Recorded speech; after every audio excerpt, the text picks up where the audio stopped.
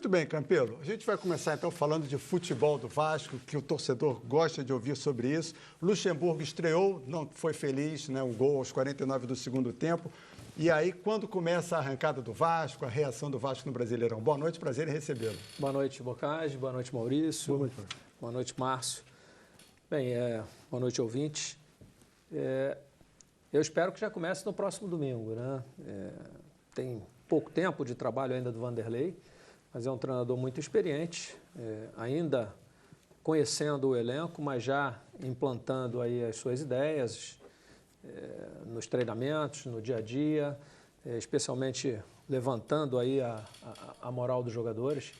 Eu acho que esse jogo fora de casa é um jogo que pode nos favorecer, porque vamos jogar sem maiores pressões da torcida e já com um tempo maior de trabalho do treinador, já tendo a mão do treinador na armação da equipe. Então, eu espero que a partir de domingo o Vasco comece a retomar o seu caminho e a mudar esse panorama. Permite uma pergunta para o Alexandre? Lógico, está aqui para isso. Não, é que você tem uma pauta às vezes aí que eu não quero te atrapalhar. O Alexandre incomoda muito assim, para o torcedor no Rio de Janeiro, até para os críticos também aqui do Rio. Isso do Flamengo está cada vez mais isolado com uma grande força, grande potência do futebol carioca. E com a tendência de deixar Botafogo, Vasco e Fluminense num plano secundário. Eu acho que é muito ruim para o futebol do Rio de Janeiro ficar só com o Flamengo, sozinho lá, investindo em jogadores. Agora mesmo tem o Rafinha, né, esse que está praticamente contratado, né? O que é que está causando tudo isso? Foi só o quê? Administração muito boa do Bandeira de Melo, foi questão de patrocinadores, foi competência deles, foi o quê? Afinal, o que é que se pode fazer para reequilibrar essa situação? Sim, eu acho que isso é um conjunto de fatores, Márcio. Não foi um único fator que contribuiu para que o Flamengo chegasse hoje com a posição, com a situação que ele se encontra. Primeiro, obviamente, lembrar que há 6 anos atrás o Flamengo passava pelas mesmas dificuldades que hoje passam Vasco, Fluminense e Botafogo, mas soube fazer um trabalho de gestão sério, mesmo lutando, né, para se manter ali no meio da tabela, sem grandes pretensões, e ao longo desses últimos 6 anos acabou reestruturando o clube, o que fez com que ele pudesse chegar até onde está. Mas isso não foi só isso. Não foi a única coisa. Não foi a única coisa. A partir da negociação com a TV, né, com a empresa que detém o direito de transmissão de forma individualizada por clubes, diferentemente do que acontecia anteriormente, onde existia uma negociação coletiva, isso proporcionou ao Flamengo um distanciamento muito grande, uma remuneração muito maior do que os outros clubes. E, obviamente, isso faz diferença. Por outro lado... Qual a diferença para o Vasco hoje? Hoje, no balanço, eles têm 220 milhões de cota de TV, enquanto o Vasco tem 100. Eu acho um desequilíbrio total. Absurdo, esse é um desequilíbrio absurdo. Então, Campelo, isso não é de agora. Né? Isso foi de negociações se não me falha a memória, desde 2015, quando houve o fim do Clube dos 13, se passou a negociar de forma independente. Né? Antes, as negociações elas eram coletivas. E, se não me falha a memória, isso vem desde 2015. Eles foram também favorecidos porque, naquela ocasião, entrou uma gestão muito voltada para enxugar as despesas, para aumentar as receitas, que é o que nós estamos fazendo hoje, mas foram alavancados por 100 milhões de luvas, né? Coisa que nós não tivemos na nossa gestão. Já adiantando aí qual é a solução para isso, é fazer o que nós estamos fazendo, que o torcedor, espero que entenda como necessário, que é arrumar a casa, se reorganizar, porque o Vasco não tem mais capacidade de endividamento. O Vasco tem que se reestruturar, diminuir a dívida, para que ele possa investir mais no futebol. Mas pode haver questão de você... Eu queria, nesse primeiro bloco, a questão da gestão e outros assuntos, a gente vai falar ao longo do programa. Mas como a gente começou a falar do futebol, eu queria que a gente tentasse, nesse primeiro bloco, falar de dentro das 4 linhas. Então vamos falar das 4 linhas? Vamos lá. Desde que o Alexandre Faria acabou saindo do Vasco, o diretor de futebol, a torcida está querendo saber, né, se algum novo diretor vai ser contratado, vem as possíveis contratações aí com o Vanderlei Luxemburgo. Como é que essas contratações vão ser feitas? Sem poder gastar. Exato. Sem poder gastar, sem, teoricamente, até hoje, um diretor de futebol. Então, no início do ano, nós também fizemos uma série de mudanças na equipe, no elenco, e vocês sabem disso, também sem dinheiro. Então, nós trouxemos o goleiro, o Fernando Miguel, nós trouxemos o Castan, nós trouxemos o próprio Max, nós trouxemos o Rossi, entre outros jogadores, sem absolutamente colocar nenhum dinheiro, até porque o Vasco não tem esse dinheiro. E, naturalmente, o que vai ser feito agora é nessa mesma linha, usando criatividade, usando poder de negociação para reforçar a equipe. Nós vamos em busca de 2 ou 3 reforços agora. Obviamente, isso vai ser tratado com o Vanderlei durante essa semana. Não foi feito num primeiro momento, porque era importante que ele primeiro conhecesse melhor a equipe, mas ao longo dessa semana isso já deve começar a ser tratado.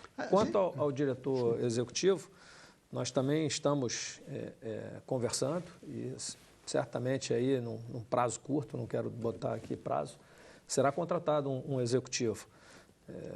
Hoje, esse é um profissional difícil no futebol, não existem tantos profissionais assim, e especialmente livres no mercado. O Vanderlei não é um gestor? Eu acho que a gente tem que saber separar isso. Não dá para o técnico ser... Ele não pediu para ser? Não, em momento algum isso foi tratado.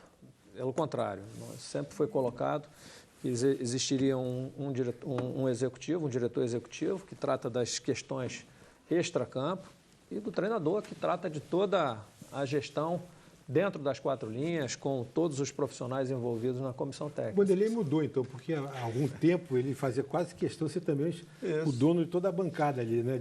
E o próprio Melo, o Antônio Carlos Melo, que é seu preparador físico, responsável pela preparação física, nós temos uma série aqui no programa chamada Os Setentões. E o Melo foi um dos entrevistados, e ontem, no programa aqui no Mundo da Bola, ele falou, aliás, na entrevista que vai ao ar na próxima semana, ele fala que o treinador... Ele diferencia treinador de técnico. Ele diz que o treinador é aquele que toma conta de tudo de verdade. E exemplifica com o Evaristo e falou também do Luxemburgo. Então, eu acho que o treinador, de fato, toma conta de tudo, mas tudo que compete ao campo. A comissão técnica, a parte científica, ao próprio departamento médico. Ele concentra todas as informações. Mas não é ele quem diagnostica lá no departamento médico, não é ele quem... Sim.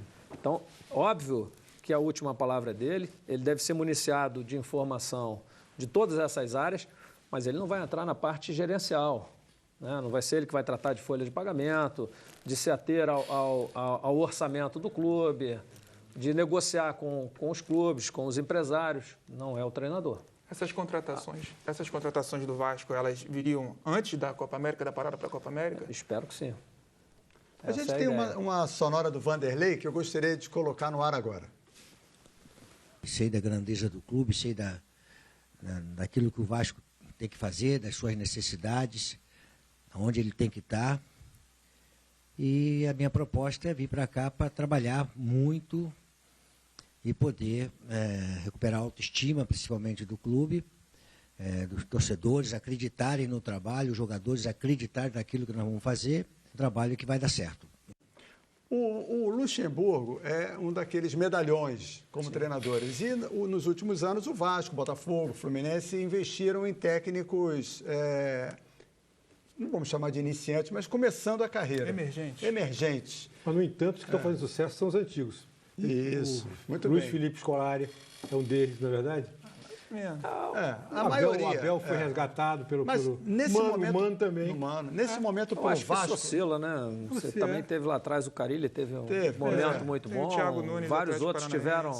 Não, a gente fez um levantamento aqui dos últimos 10 títulos brasileiros. Eu acho que isso aí a gente não tem que fechar a questão. Tem que ser.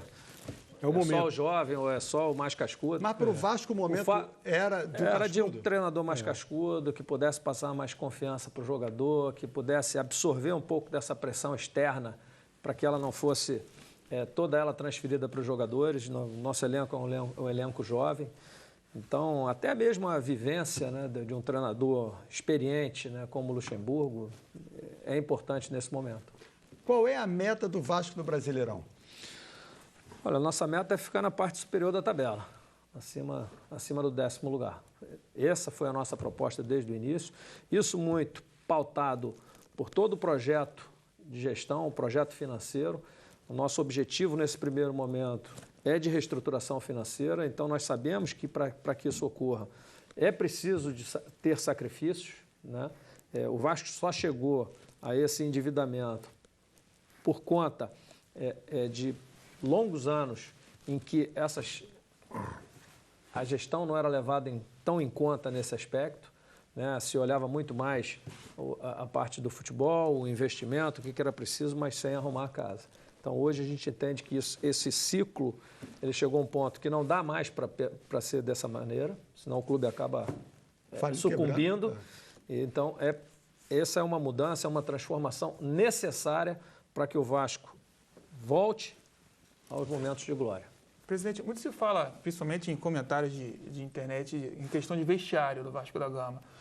A vida do Luxemburgo, ela serve também para, de alguma forma, amenizar um possível ambiente que não era tão bom dentro dessa equipe, desde depois da conquista da Taça Guanabara, a perda da Taça Rio também do Campeonato Carioca, ou não tinha problema de vestiário, é uma decisão simplesmente técnica e a atuação do Luxemburgo no vestiário não muda tanto? Assim. Não, óbvio que a atuação dele é sempre bem-vinda, é importante, um treinador com a experiência dele tem muito a contribuir.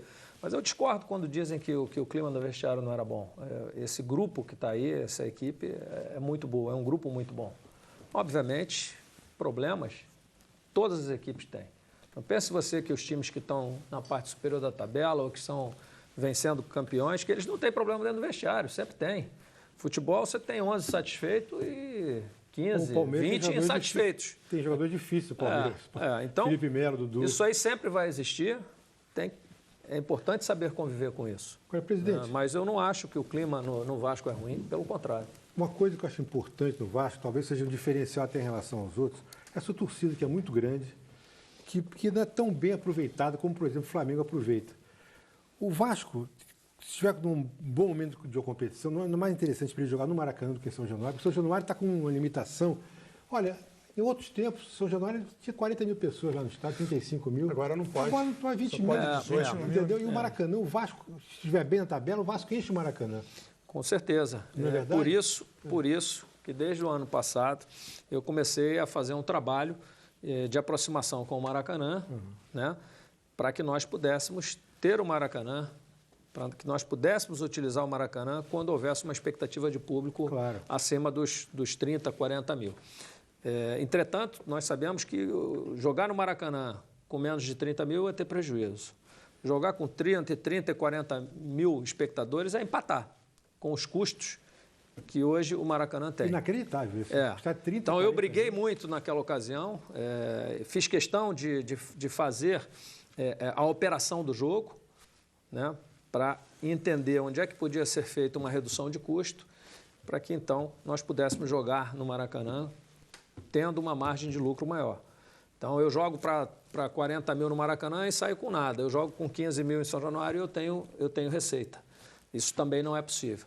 Obviamente que você precisa ter uma equipe que leve, né, que venha fazendo uma boa campanha para que atraia o torcedor, né? Então, mas o Maracanã deveria estar sempre à disposição do Vasco. Claro.